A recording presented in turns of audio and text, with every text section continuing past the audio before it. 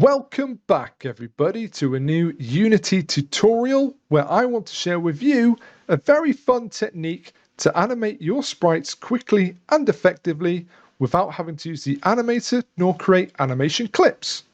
This code is really handy for objects that you want to have a looping or one-shot animation, such as background objects, collectibles, or whatever it is your project desires. So, when you're ready, grab your sprite sheets. Let's crack on. Here I have a simple coin sprite which I want to give a looping animation to, but I don't want to create an animation clip nor mess around in the animator. I'm going to write a script that's going to select a new sprite to be rendered in the sprite renderer after a certain amount of time.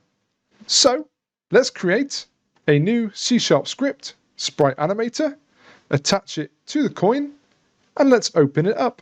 For your variables, the first thing you want is your sprite renderer. Then we will create a public array of sprites called sprites. This is where each frame for our animation will be stored. Then we want to give each one an ID, which will be a public integer animation frame, which will correspond to their number in that array. We want to change which sprite we're going to render in the sprite renderer after X amount of seconds. Therefore, we will create a public float anytime. It's also worth adding a public bool is looping because maybe you don't want this to be a looping animation. Maybe you want it to just be a one-shot animation. It's good to keep your options open. Then let's create a void awake to make a reference to our sprite renderer so we can call upon that as the scene loads or as the object is set active. Next, let's remove void update. We're not going to use that here, and instead we'll create a new method, animate.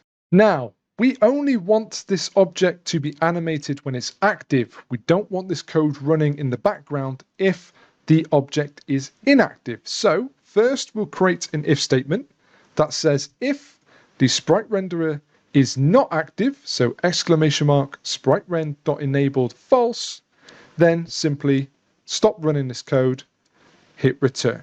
This will stop the code being run in the background when the object is inactive. That can cause all sorts of complications with the cycle. To animate this sprite, if we want it looping, let's create another if statement. If looping is true, then we want to increase the animation frame by 1 every time it's called, so we can then select a different sprite to be rendered from the array. So we'll say that the AniFrame++. We also need to update the sprite renderer with this new sprite change. Underneath, create another if statement. Inside, we'll state that if the AniFrames are greater and equal to 0 and AniFrame is less than the AniSprites.length, so the total number of sprites in the array, then rend the current sprite we are on. So sprite_rend.sprite equals AniSprites, then the integer AniFrame that the array is currently selecting. As we want this animation to loop, once the AniFrame equals the very last element in the array, we want to reset it back to the very first element, which is element 0.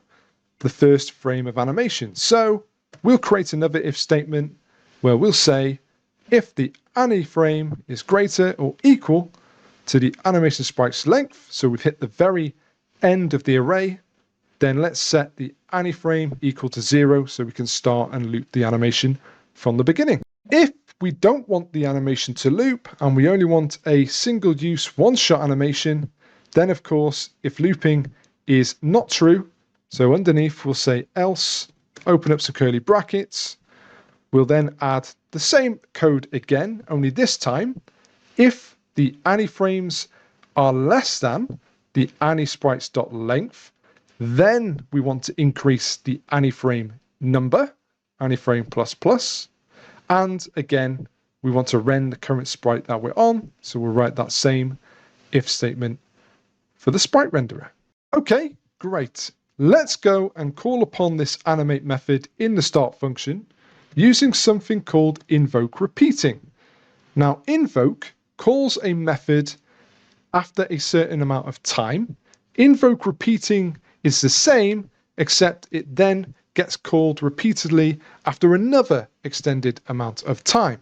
So, in the brackets, in quotations, the name of the method we want to call, that's animate. When do we want to call it? We'll just state by our animation time.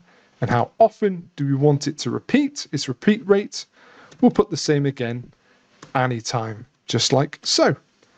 So this will repeat the animate method, which will then increase the frame if it's looping and render a different sprite every time based on our animation time, how fast we want our frames to cycle. Hit save, head back into Unity.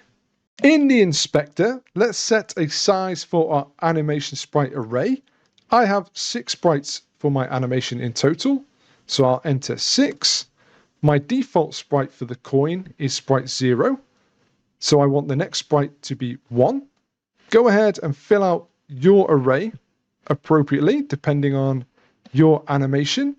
The final frame, I want it to return back to its default sprite 0.